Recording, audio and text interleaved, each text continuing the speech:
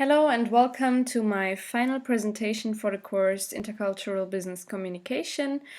This time I will give a presentation about Starbucks, the Going Global Fast case. Here you can see my agenda.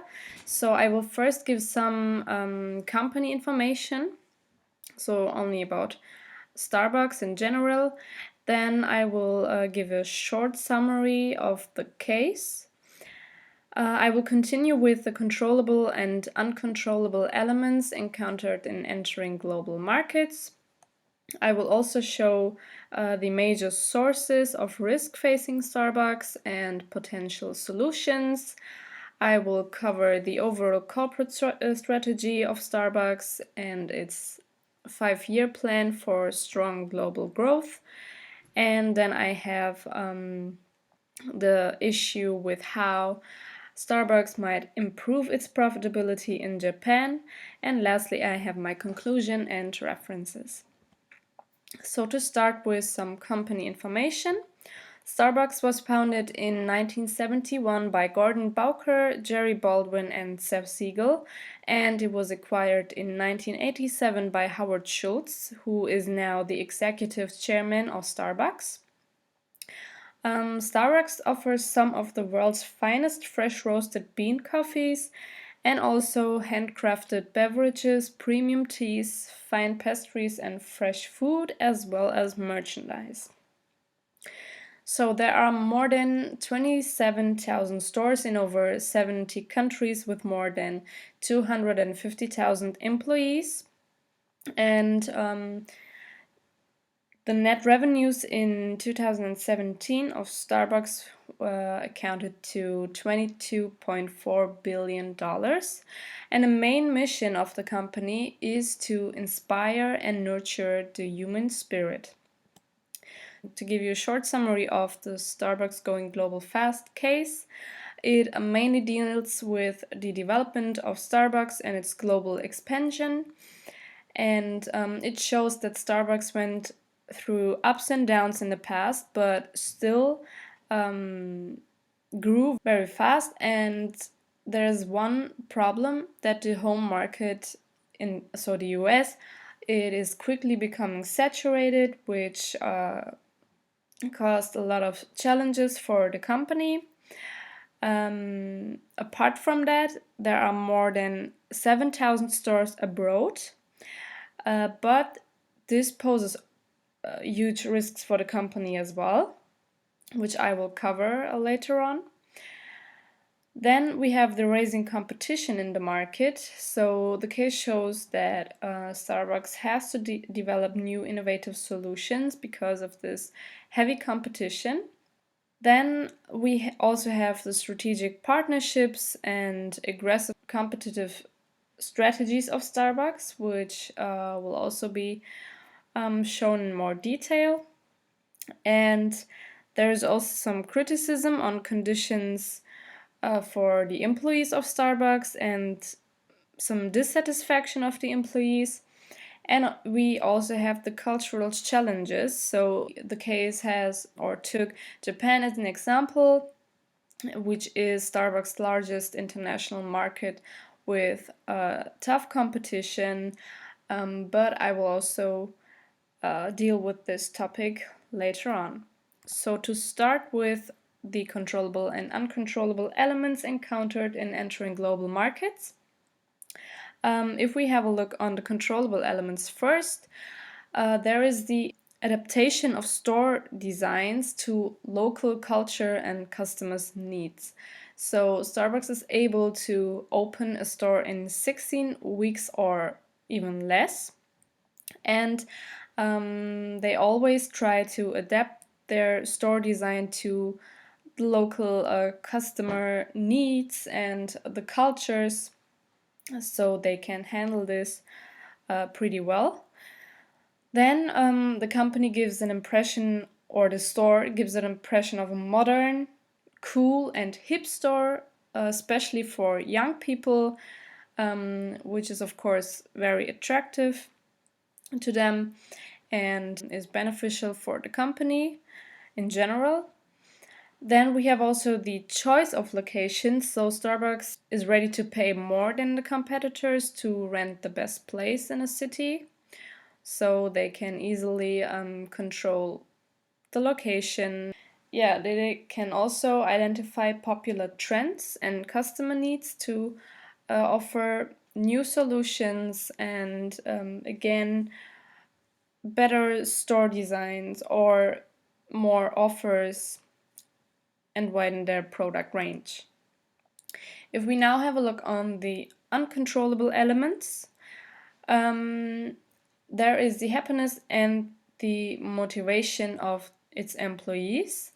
So, according to the case, there is less pay in relation to the required workload, which might have negative impacts on the service quality if the employees are dissatisfied. If Starbucks has more than 7,000 stores abroad, only abroad, and 20,000 or 18,000 in the US, it is very difficult for the company to control the employee satisfaction. But it should, yeah, also be of great importance for the company. If we go on, we can see that the competitors they are also offering similar fare and trying to imitate Starbucks, which is also, yeah, uncontrollable for Starbucks in a way. And then, of course, the economies in each country. So people might prefer to save their money and forego a rather expensive cup of coffee and might then, yeah, switch to alternatives. And we also have the rising digital technology transformation, but Starbucks is very well integrating this part.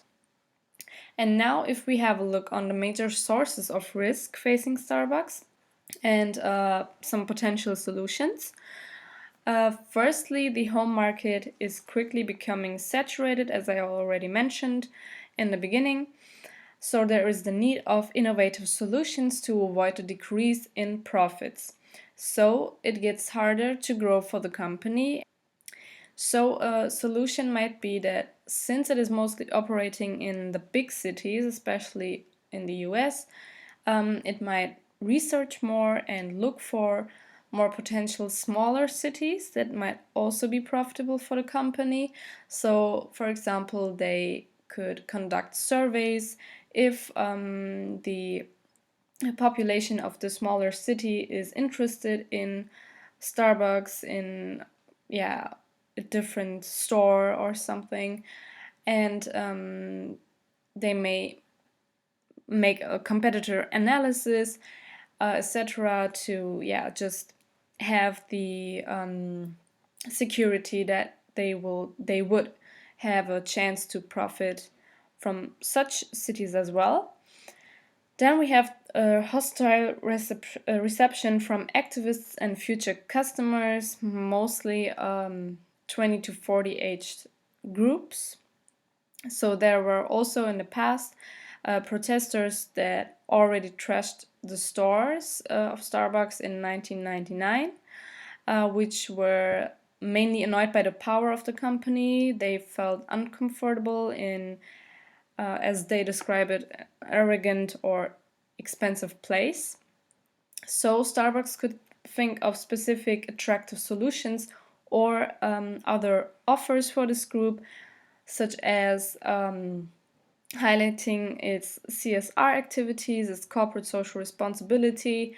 They might start a campaign where a percentage of the revenues are donated to other, for example, schools or something like that, to really show that Starbucks is not only concentrated on making money, but that they also want to yeah, be, for example, a sustainable company and contribute to a better world, and that they value their customers as well.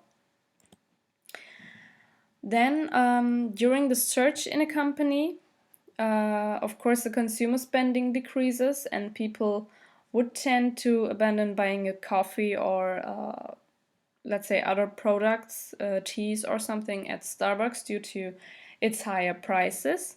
So especially in such times, Starbucks should make special offers or even discounts to certain products to continue to attract customers in such a difficult time. And then we also have the global expansion.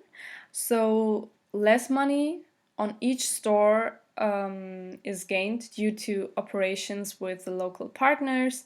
Of course, it is easier to start up, but this causes also the decrease in the share of profits, like 20 to 50%. So Starbucks could make more profitable deals and negotiate with its local partners to increase its share of profits, or it could also try to fully analyze the new market beforehand and open stores without local partners. But of course, both have some disadvantages, so it must be very thought carefully. And then we also have such imitators that are trying to steal a market share of Starbucks or the general market share. And there's heavy competition also from well-known US competitors such as McDonald's or Dunkin' Donuts, as well as local competitors in other countries with similar or rival products. So Starbucks would have to always track these dangerous competitors and make something to attract its customers or to maintain existing customers by developing more attractive, special, or further new products or product features. And they could try to enhance the customer service even more, or also invest more in marketing, like advertisements, etc., etc. Since there is just less spending on marketing, in comparison with other competitors. So they could also focus more on this marketing issue. And then they are also paying much more rents to get a location and keep competitors out of there, which might in return cause annoyed customers or that think that they have just fewer alternatives, which might still be beneficial for Starbucks because they have no other choices to get another coffee from other stores. But they should be careful with this to avoid the image of a more aggressive company in such a way.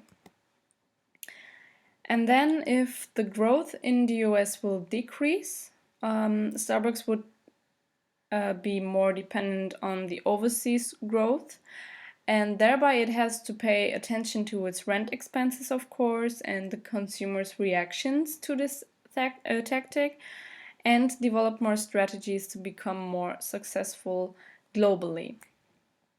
And also, regarding younger customers, they also tend to not feel so comfortable at Starbucks because it is too expensive for them, for students, or they also see their peers that they are mostly working behind the counter. So, for example, they feel in better hands at other stores such as Dunkin' Donuts because it's more simple and it's cheaper compared to Starbucks prices. And thereby Starbucks needs more special offers also for this younger customer group, such as the rewards program or Starbucks app features that can be enjoyed by this customer group.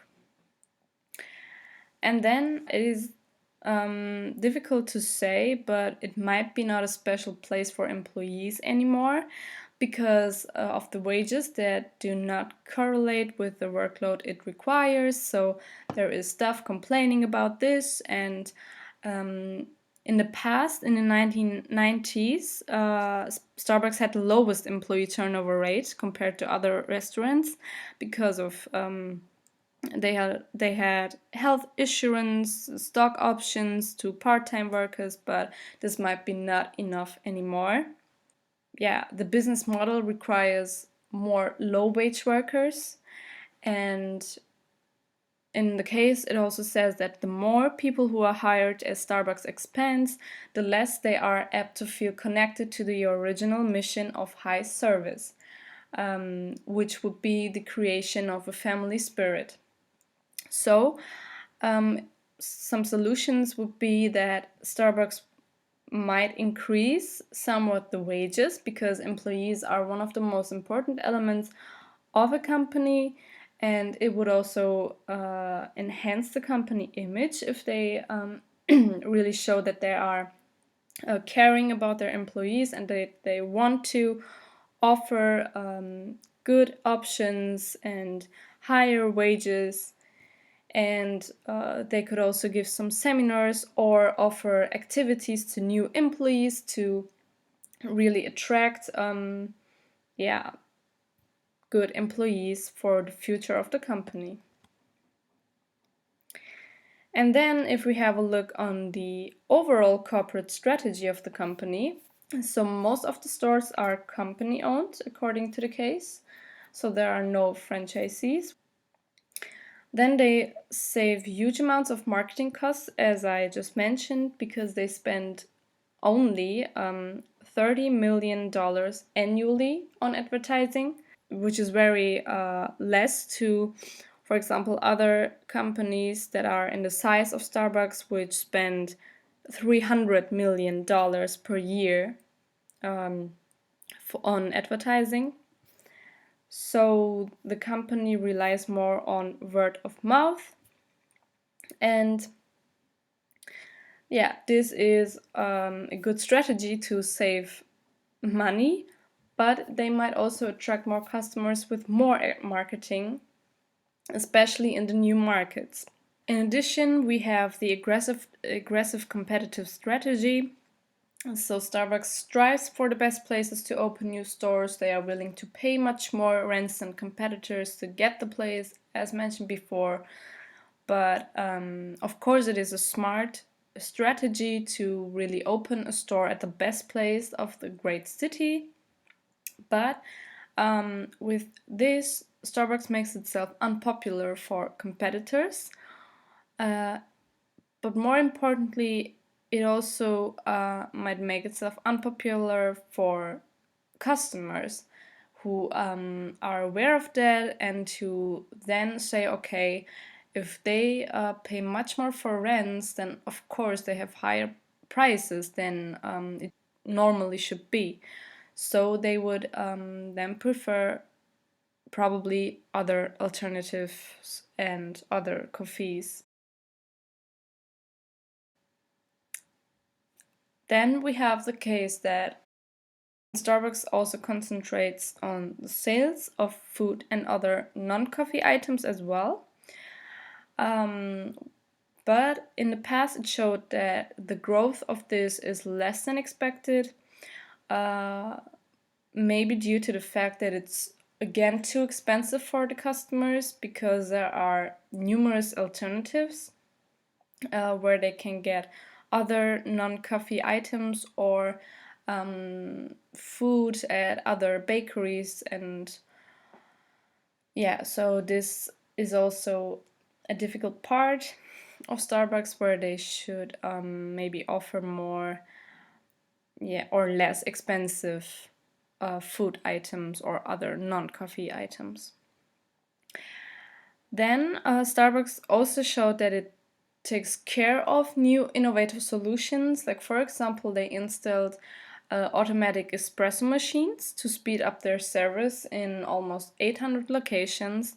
They offer prepaid Starbucks cards, which cuts the transaction times in half. And they are also offering now high-speed wireless internet service, which is also of great importance for the new generations who are always or who prefer to be always on the internet. So Starbucks shows its efforts of implementing these new and modern technologies, and thereby it also makes important partnerships. For example, the Mobile International and Hewlett Packard are partners of Starbucks in the project of the world's largest Wi-Fi network, and they are also trying to, or Starbucks is trying to overcome the challenge in the home market. So with these technologies, with offering Wi-Fi, it is trying to attract these new next generations of customers. Also, referring to the overall corporate strategy, there is a localization strategy, meaning that there are culturally adequate store designs, which shows that Starbucks tries to show its cultural awareness and that it tries to get closer to the customer expectations, and that it wants to let them feel comfortable, which should give them a kind of a second home feeling. And it also focuses on huge further expansion plans to the Asian markets with its digital innovations, which will also be covered in the next slides. And there is the aim of raising the coffee experience with a new store portfolio, which comprises roasteries and reserve stores on top. So they are trying to gain more competitive advantages by raising its brand and customer experience. And now we have the 5-year plan for its strong global growth that was dealt with at the 25th annual meeting of Starbucks last year. So one plan would be the elevated food options. So there should be a new menu of lunch items offering more fresh salads and sandwiches to meet healthy lifestyles, which is getting more and more important nowadays. And thereby also leftover items should be then donated to food banks through Starbucks food share programs with Feeding America, who then offer vegan and gluten-free food items.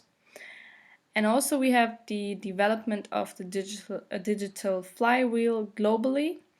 So they want to expand more the mobile order and pay platform, the Starbucks mobile app, and much more other things. Also in the Asian market, they want to further expand in China. For example, they have developed a highly popular social gifting feature via Weixin, which is a product of WeChat. They are also cooperating with Amazon Alexa, and they want to really expand with their new technologies and being part of this digital technology of the new things that are coming up in the future. And they are also planning to open 12,000 new stores globally and create over 240,000 jobs by fiscal year 2021. And for example, they also raised their hiring goal of veterans and military spouses to 25,000 by 2025. And now we are coming to Japan, to the Asian market. To give you some information, Starbucks has over 900 stores in Japan. The first store was opened in 1996 in Tokyo, and it is described as Starbucks' top foreign market. And they want to expand with convenience stores because Japan has a $10 billion market for coffee sold in cans, bottles, or vending machines, so it would be a chilled coffee in plastic cups. And also, the market is described as a lucrative but fiercely competitive sector because of a lot of rival products and Starbucks lookalikes, so which causes causes many challenges for the company again. But still, Starbucks did a good job in Japan so far because they also added over 175 new stores since 10 years. And now we have some suggestions how to improve the profitability in Japan. So Starbucks should further expand new menus with customized products according to local taste preferences.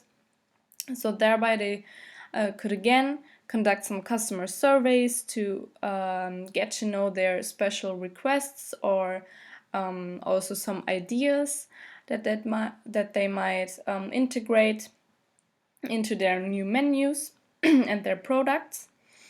Then they could impress and attract more customers with a more localized store design. They could focus or should focus more on their digital technology solutions.